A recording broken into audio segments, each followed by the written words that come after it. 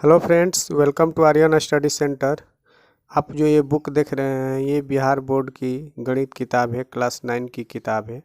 आज इसका प्रश्नावली 1.1 हम लोग हल करेंगे। चलिए प्रश्नों को देख लेते हैं। प्रश्नावली 1.1 का ये सारे प्रश्न हैं, इन्हीं सब प्रश्नों को हल करना है। तो सारे प्रश्नों को देख लीजिए, उसके बाद एक एक प्रश्नों को हम लोग हल करेंगे।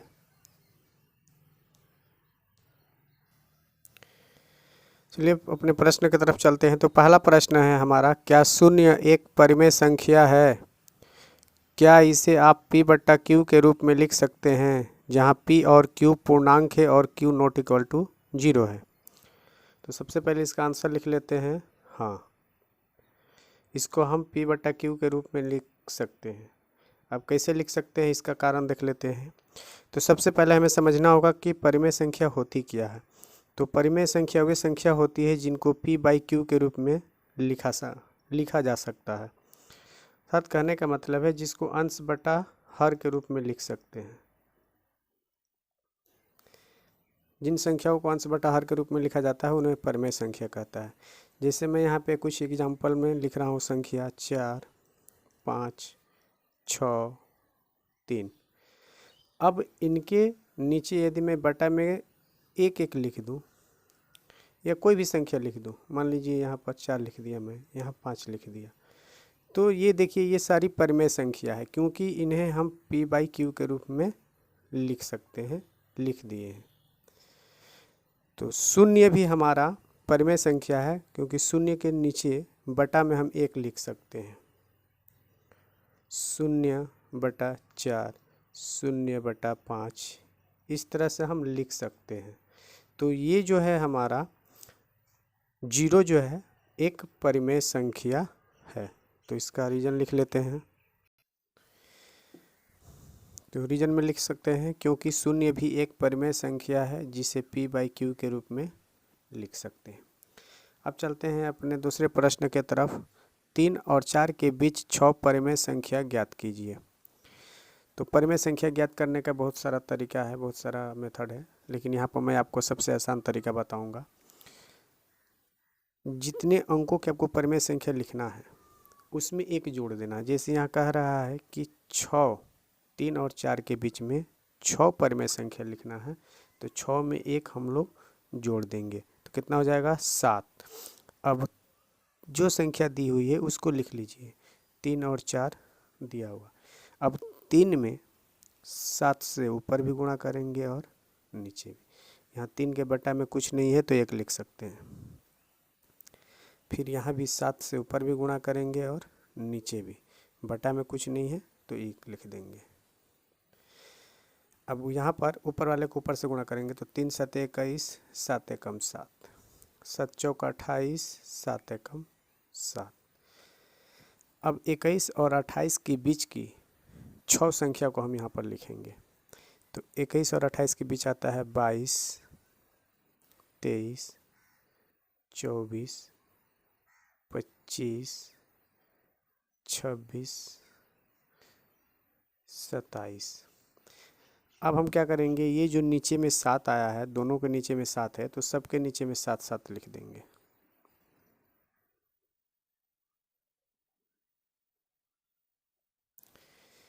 तो ये हमारा आंसर हो गया। 3 और 4 के बीच में 6 परिमेय संख्या हमने यहाँ पर लिख दिया है। किताब से आंसर नहीं भी मिल सकता है क्योंकि इसका बनाने का तरीका अलग अलग है, तो इसका अलग अलग आंसर आ सकता है। आप लोग को डरने की कोई बात नहीं है इसमें। तीसरा प्रश्न है, 3/5 और 4/5 के बीच 5 परिमेय संख्या ज्ञात कीजिए। तो जैसे हम लोगों ने 2 को बनाया वैसे इसको भी बना लेंगे। यहाँ कह रहा है कि 5 परिमेय संख्या लिखना है, तो 5 में 1 जोड़ देंगे, 6 हो जाएगा। तो क्या करेंगे कि 3/5 में ऊपर भी 6 से गुणा और नीचे भी। फिर दूसरी संख्या है हमारी 4/5, इसमें भी 6 से ऊपर भी गुणा और नीचे भी गुणा कर देंगे। 6 तिया 18, 6 5 30, 6 चौक 24, 6 5 30। हमें 5 परिमेय संख्या लिखना है, तो 18 और 24 के बीच की 5 संख्या लिख देंगे। 19/30, 20/30, 21/30, 22/30, 23/30। ये हमने यहाँ पर 3/5 और 4/5 की बीच की 5 परिमेय संख्या लिख दी। अब चलते हैं अपने अगले प्रश्न की तरफ। प्रश्न नंबर 4। प्रश्न 4 में लिखा गया है, नीचे दिए गए कथन सत्य है या असत्य, कारण के साथ अपने उत्तर दीजिए। प्रश्न नंबर 4 में 3 प्रश्न हैं, इसमें सत्य और असत्य हमें बताना है, तो एक एक प्रश्न को हम लोग अच्छे से समझेंगे।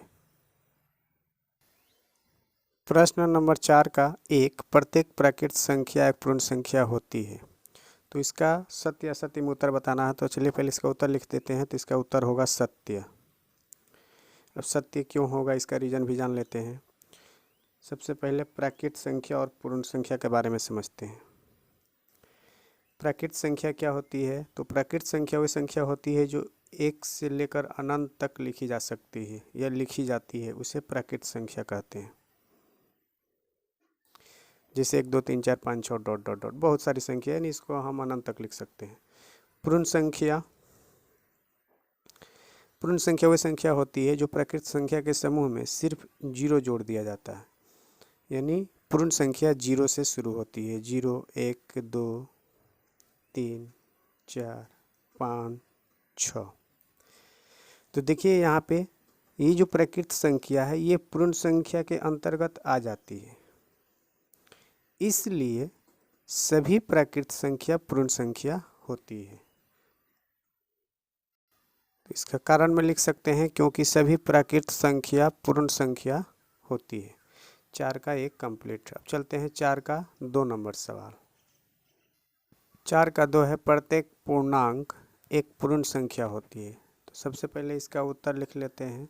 इसका उत्तर होगा असत्य। अब ये असत्य क्यों होता है, इसके बारे में समझते हैं।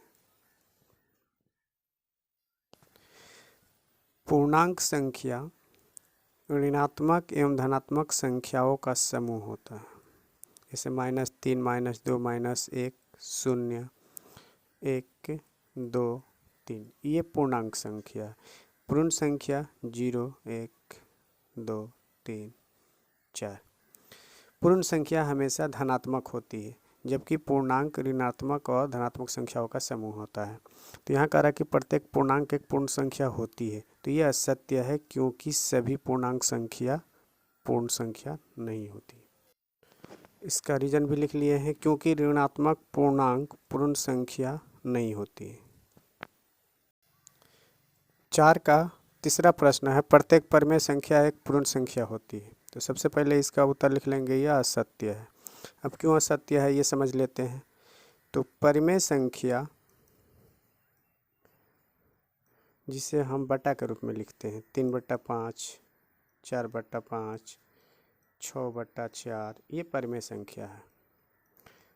पूर्ण संख्या 0 1 2 3 4, ये पूर्ण संख्या है।